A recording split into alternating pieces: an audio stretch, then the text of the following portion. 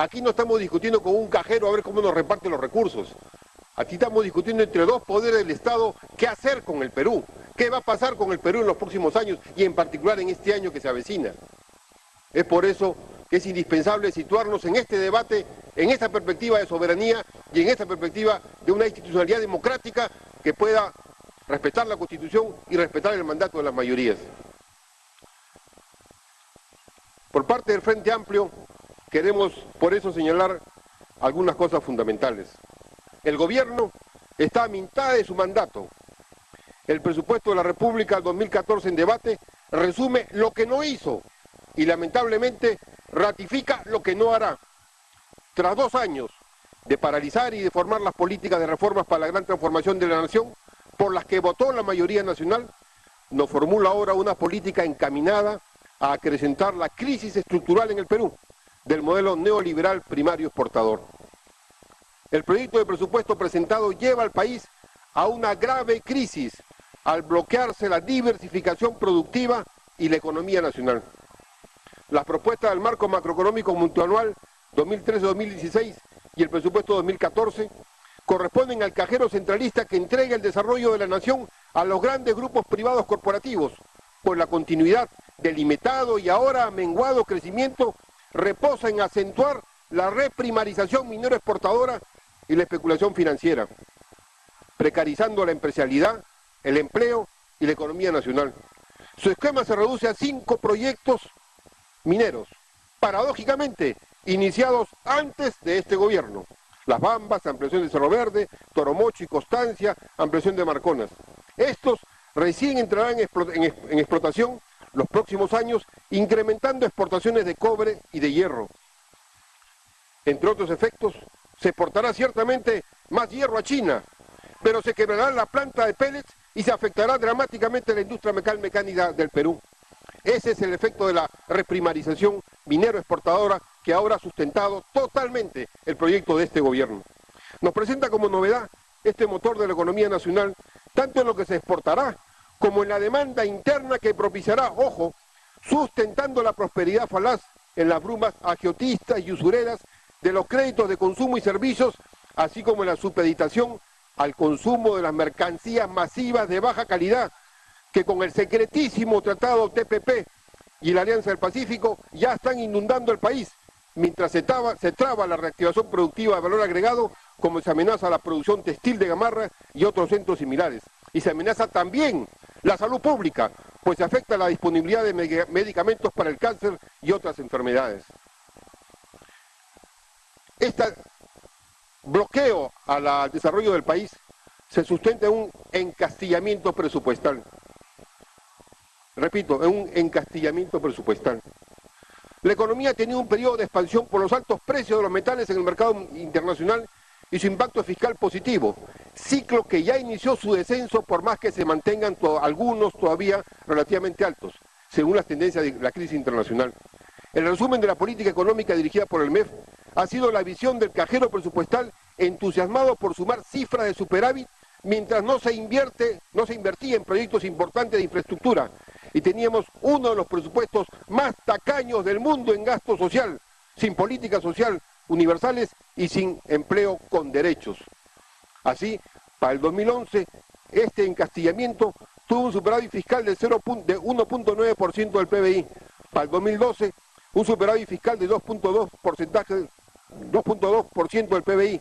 Y para el 2013 se espera un superávit fiscal de 0.3% del PBI. Ahora se prevé para el 2014 un equilibrio en cero entre ingresos y gastos. A lo largo de todos estos años se hubiera podido destinar anualmente hasta 1% del PBI, que significa 2.000 millones de dólares en cada año, para diversificar e industrializar el sistema productivo y ampliar el mercado interno, como impulso de los megaproyectos públicos y privados que articulen las potencialidades de las macroregiones, elevar el gasto social para ampliar la cobertura poblacional y la calidad de los servicios públicos y alcanzar una verdadera inclusión social y modernizar la infraestructura. Pero nada de esto se hizo. Lo que se ha hecho es la recentralización productiva, fiscal y estatal bajo el gobierno del MEF. Este proyecto nos plantea algo que es inconstitucional, nos plantea el gobierno absoluto del MEF sobre la administración del Estado, nos plantea la dictadura del MEF sobre el conjunto de la administración central del Estado. La ejecución presupuestal de estos años ha estado dirigida a recentralizar la dinámica de la economía en algunos grandes grupos privados y en el manejo discrecional de los recursos públicos del Estado.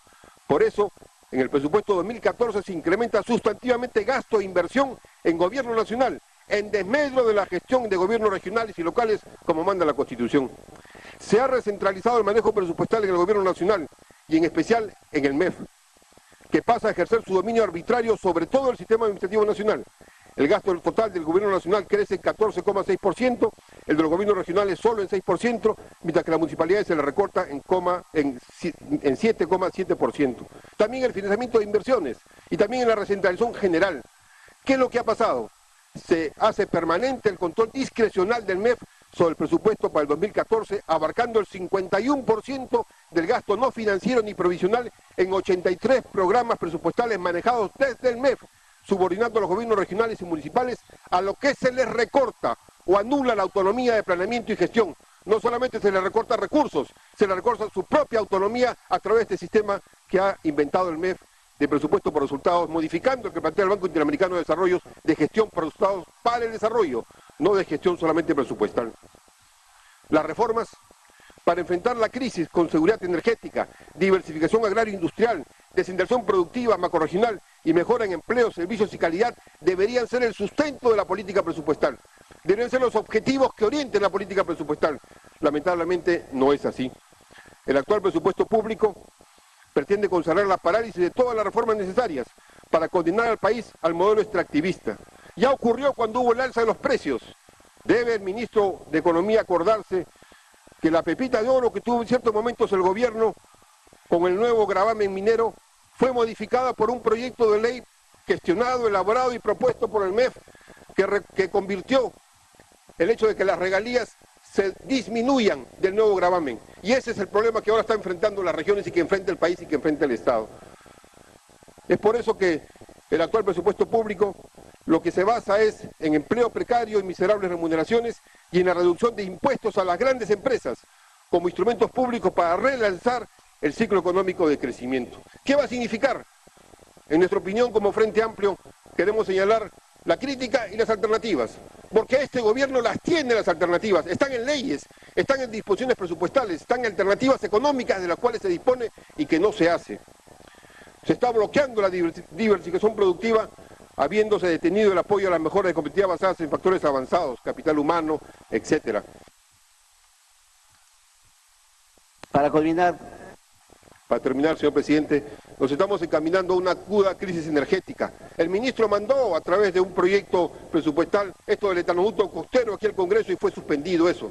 Pero hasta ahora estamos caminando a exportar más gas, un gas que lo vendemos barato, y a importar cada vez más petróleo. Y las reservas de energía están hechas en base a diésel. Estamos encaminando al país a una crisis energética que va a quebrar el país. Sobre eso, el ministro entusiastamente simplemente paraliza Petroperú, paraliza el gasoducto y la petroquímica del sur andino, paraliza el regreso de los lotes a Petroperú, paraliza todo lo que es la refinería de Talara, paraliza la convocatoria de inversión asociada a esos proyectos del Estado, teniendo el Estado recursos para hacerlos. Se bloquea el desarrollo de la agricultura nacional, el 0,15% del PBI es todo lo que se está invirtiendo para ciencia y tecnología, se profundiza la crisis de la minería del oro, se abandona las políticas de intervención productiva con toda América del Sur, se recentraliza la logística nacional, ahora todo se tiene que exportar, o la mayoría de cosas vía el Callao, a excepción de las inversiones mineras, se abandonan la micro y pequeña empresa. Culmina, congresista. Y se paralizan las inversiones de empresas públicas. El ministro es el jefe del FONAFE, el mayor hub empresarial que tiene el Perú, con 33 empresas, con más de 20.000 millones de soles, con utilidades anuales superiores a 5.000 millones, y no puede nombrar al presidente del directorio de NAPU, y no puede nombrar a los directorios de las empresas del Estado, y no puede designar claramente cuáles son las políticas de mejora de competitividad de estas empresas. La somete a la muerte lenta, al aislamiento. Como el ministro tiene una especie de disciplina permanente a todo lo que sea empresa pública, paraliza y lleva a la liquidación y al desastre a estas empresas fundamentales del Estado. En vez de modernizarlas, hacerlas más competitivas, de incluirlas en el mercado en inversión en infraestructura y servicios, el ministro, que es el responsable de FONAFE, lo que hace es el abandono y la muerte lenta. Es por eso, señor presidente, termino diciendo que este es un debate de soberanía, basado en la soberanía del pueblo, y por eso mismo, al haber un proyecto de esta envergadura, con estas consideraciones antidemocráticas, quizá hubiera sido mejor que el ministro una vez venga renunciando. pero el Congreso no puede dejar sus funciones. El Congreso tiene que discutir, no en función de lo que piense el ministro. Culmine, congresista. Termino, señor presidente.